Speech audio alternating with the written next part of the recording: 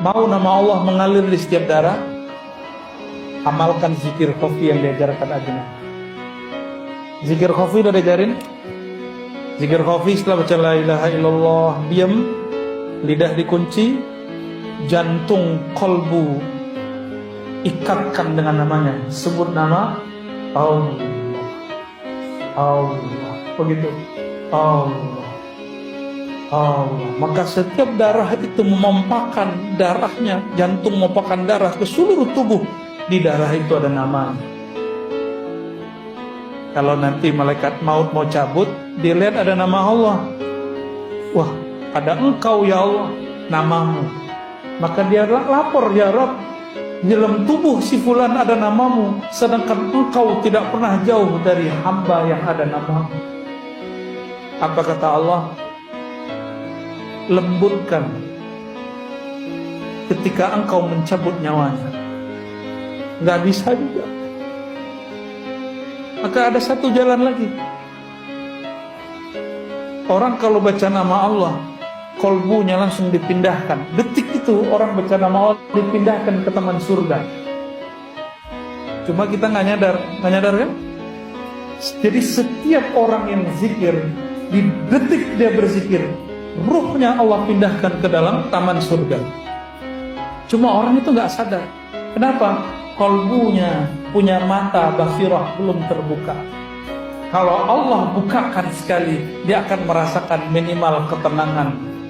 Tenang itu sudah di surga itu. Karena mata ini tidak bisa mengibaratkan apa yang dirasakan kolbu. Nabi mengatakan mala ainun ra'at. Mata tidak pernah memandangnya, telinga tidak pernah mendengarnya, tidak pernah juga terbersit di kolbu manusia. Kolbu manusia. Tapi kalau kolbu ini mengenal Allah, apa kata Nabi? Dia telah masuk riyadul jannah, taman-taman surga. Jadi nanti ibu-ibu yang hadir ini rajin-rajin zikir khafi, zikir kolbu. Sebut nama Allah, maka di tubuh kita mengalir. Itulah sebabnya tadi almarhumah Bunda Tina bisa menyebut nama Allah, karena dia sudah menabung nama. Kita kalau lagi ada masalah,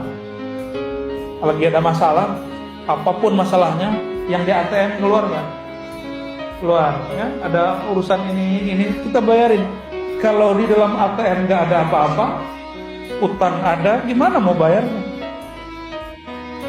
Nanti kita punya masalah paling besar.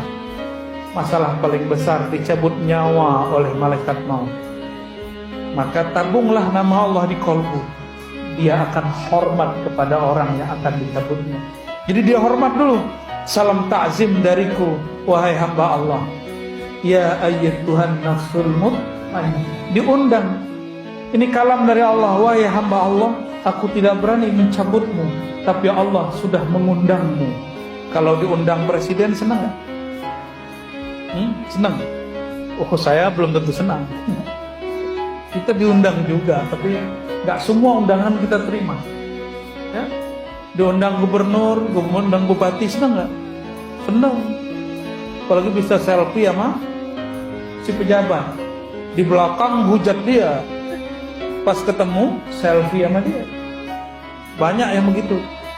Ya, Bapak Ibu yang makan Allah, kalau yang ngundang Allah berarti orang ini spesial. Wahai jiwa yang mutmainnah. Jiwa yang mutmainnah, kembali ke makna yang ada dalam surat Ar-Ra'd. Ala bidzikrillah tatma'innul qulub. Ketahuilah, hanya dengan menyebut nama Allah, qalbu menjadi mutmainnah. Maka jiwa mutmainnah yang dipanggil dalam akhir surat Al-Fajr itu jiwa yang berzikir. Boleh kita artikan, ya ayyatuhan nafsul mutmainnah, wahai jiwa yang sudah tenang dalam nama Allah. Itu maknanya. Wahai jiwa yang sudah damai dalam menyebut nama Allah, berpulanglah kepada Allah. Irja'i ila rabbiki. Pulanglah kepada Tuanmu. Rabb dalam bahasa Arab itu artinya Tuan, pemilikmu. Siapa yang memilikimu, wahai kolbu, wahai jiwa? Itulah pemilik surga. ila rabbiki radiyatan mardiyah. Senang nggak kalau dijemputnya pakai kendaraan yang bagus, disambut oleh orang-orang yang mulia? Senang nggak? Senang. Ini bukan curhat. Saya dulu pernah diundang di suatu yayasan besar, tapi si ketuanya ada, tapi dia nggak menyambut saya. Padahal acara-acara dia. Mau pulang, saya tunggu-tunggu. Mana nih ketuanya? Mana nih kiainya? Enggak juga muncul. Begitu ya cara kamu nyambutnya dalam hati. Bukankah sunnah Nabi, orang percaya kepada Allah hari akhir, falyukram dhaifah, hormati tamu. Saya sudah tahulah ukuran dia, ya sudah. Secara manusiawi kita tersinggung dan gak nyaman. Jadi 2 hari di tempat itu hati saya tersiksa, gak nyaman sama sekali. Bayangkan orang-orang yang tidak disambut oleh sang pemegang kunci surga, maka dia dalam masa penungguannya dalam barzakh, sedihnya bukan main. Itulah siksa yang sebenarnya. Alam barzakh itu rajanya Nabi Muhammad. Padang mahsyar rajanya Nabi Muhammad. Ana sayyidu waladi Adam yaumal qiyamah. Aku rajanya manusia di hari kiamat. Hari kiamat dimulai dengan kematian. Oleh karena itu, dalam baca bismillah ada satu makna lagi yang mesti difahamkan. Aku mulakan dengan nama Allah, mengikut Sayyidina Rasulullah. Coba ulangi. Aku mulakan dengan nama Allah, mengikuti Sayyidina Rasulullah sallallahu alaihi wasallam. Maka saya dapat ijazah dari guru-guru saya, mulailah jalan dengan baca nama Allah, lalu baca salam salawat kepada Rasulullah. Jalan, maka engkau sudah bersamanya. Kalau wafat syahid di jalannya.